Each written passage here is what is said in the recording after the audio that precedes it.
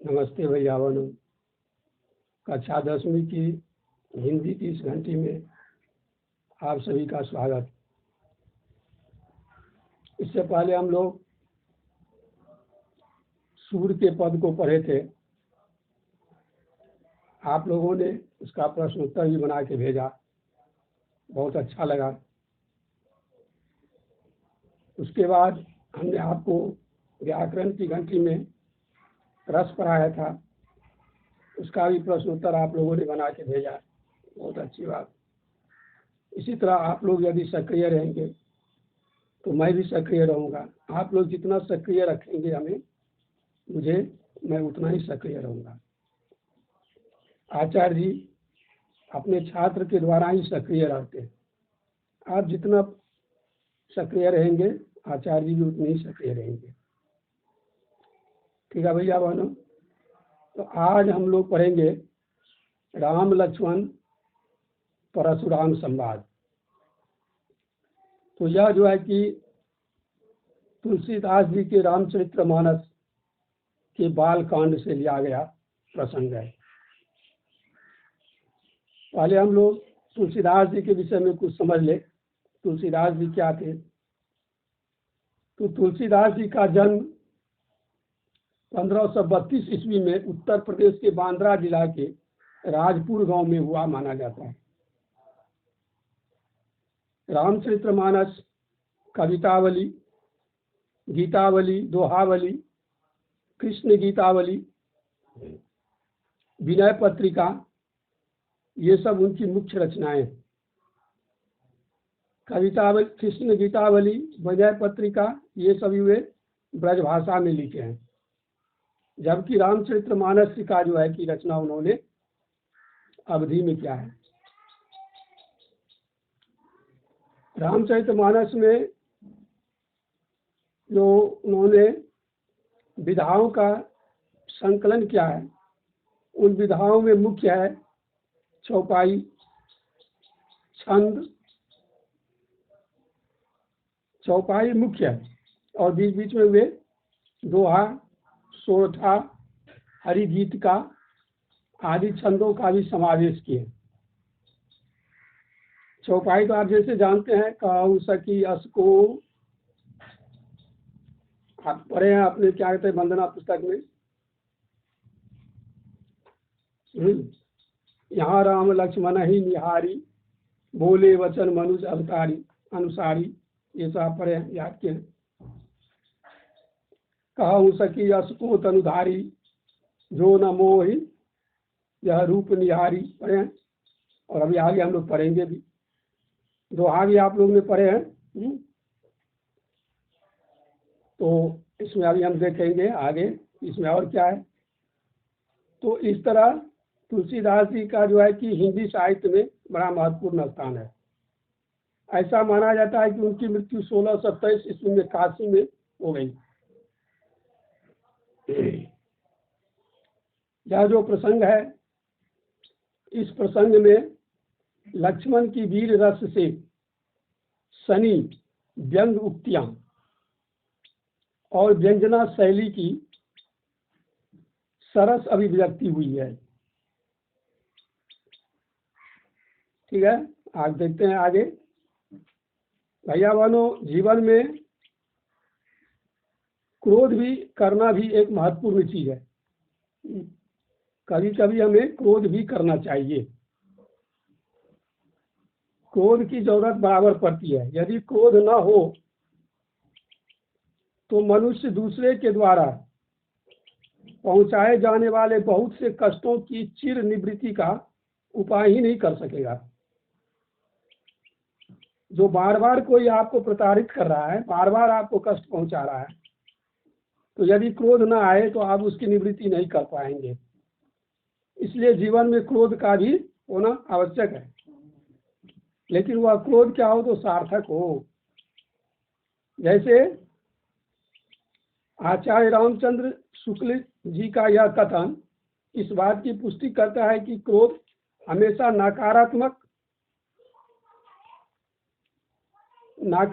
लिए नहीं होता, नकारात्मक भाव लिए नहीं होता है, बल्कि कभी कभी सकारात्मक भी होता है। इसके पक्ष या विपक्ष में अपना मत प्रकट आप खुद भी कर सकते हैं।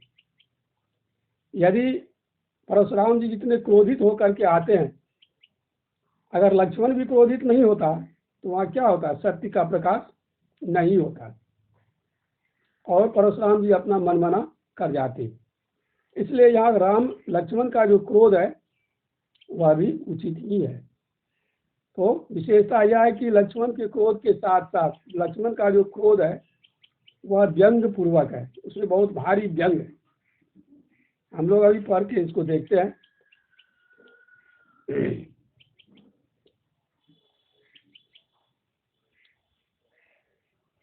लक्ष्मण कहता है, नाथ शंभु धनु भंजनिहारा, होई ही केहू एक दास तुम्हारा। आय सुकाह कहई किन मोही, सुनि रिसाई बोले मुनि कोई। लक्ष्मण कहता है कि हे नाथ, हे भगवान, जिस किसी ने भी शिव के धनुष को तोड़ा है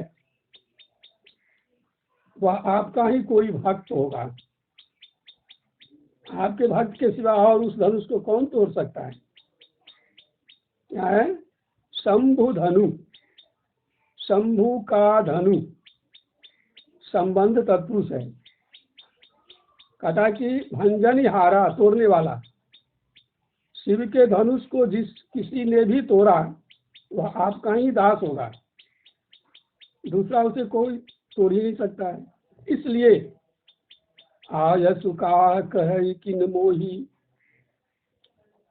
इसलिए है नाथ, आप आज्ञा कीजिए, मुझे कहिए कि मैं क्या करूं।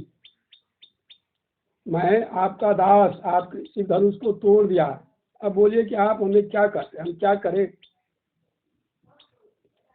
सुनी ऋषाय बोले मुनि को ही, इतना सुनते ही ऋषि क्रोधी, को ही मतलब होता है क्रोधी, इतना सुनते ही क्रोधी मुनि बोले, क्या बोले? सेवक सो जो करे सेवकाई, हरि करनी करी करी ये लड़ाई। कह रहा है परशुराम जी कहते कि सेवक, सेवक कौन होता है?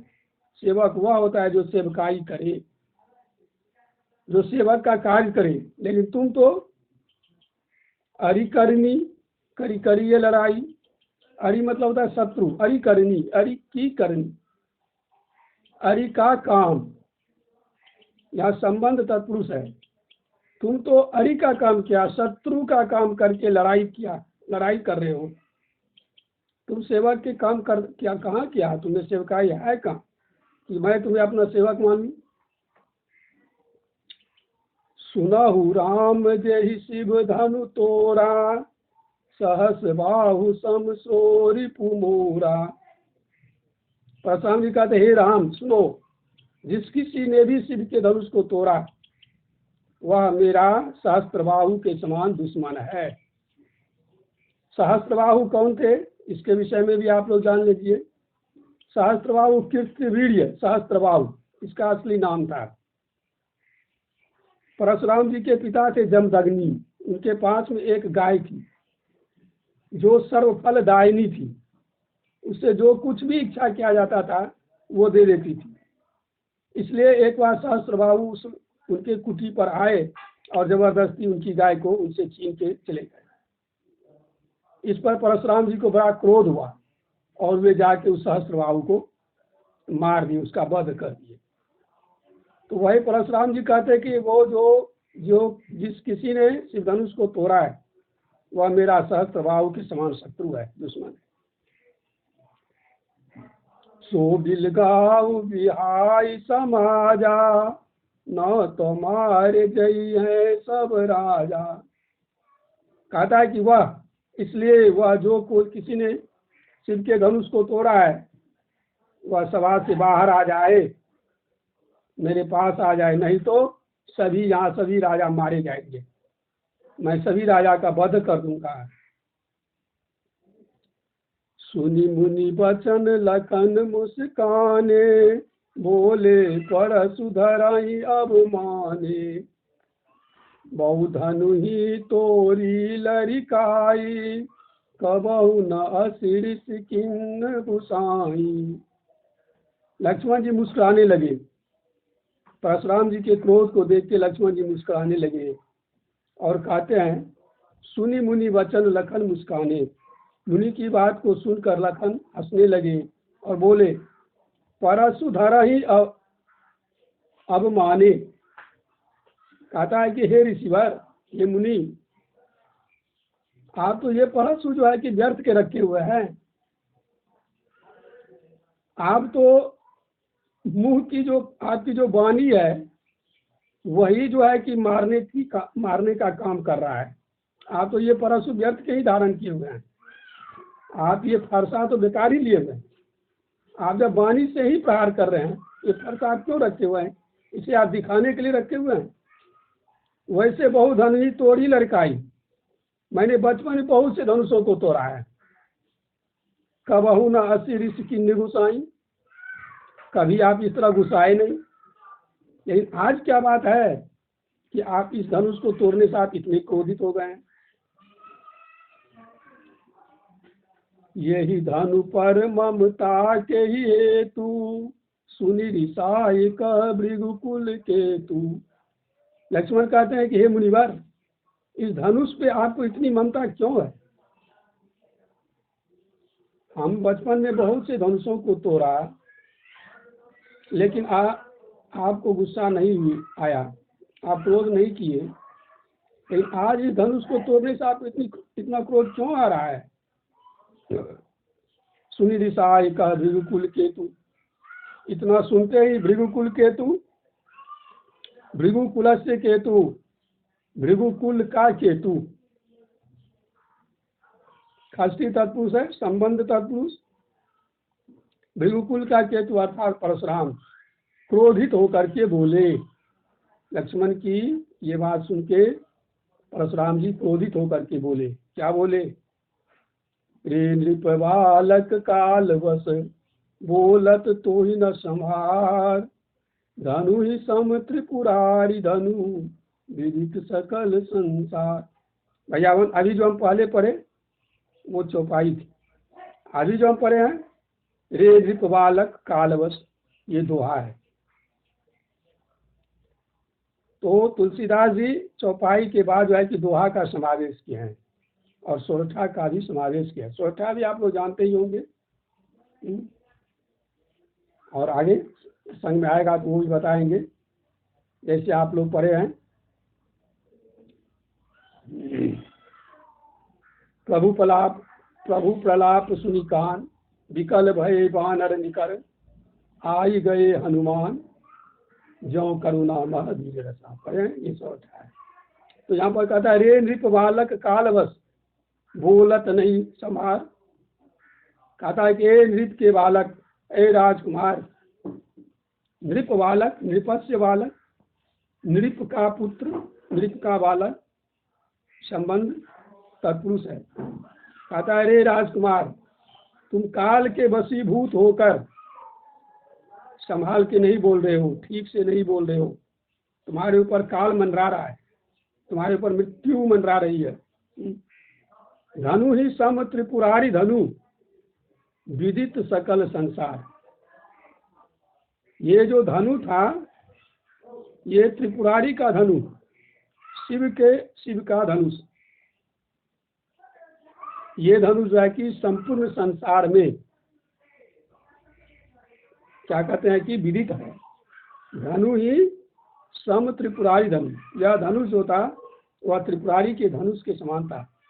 त्रिपुरारी, त्रिपुरा से अरिया स, अर्थात भगवान शिव। त्रिपुरारी, यहाँ बहुव्रीहि समास है। कहता है कि ये जो धनुष था यह त्रिपुरारी अर्थात भगवान शिव का धनुष था। क्या तुम्हें पता नहीं था? ठीक है भैया बहनों, आज यहीं तक। कल फिर आगे पढ़ाएंगे। आप लोग इसका अच्छा से खुद भी पढ़ेंगे यदि कोई कठिनाई होगी तो वह हमसे कहेंगे, उसका समाधान होगा। तब तक के लिए नमस्ते।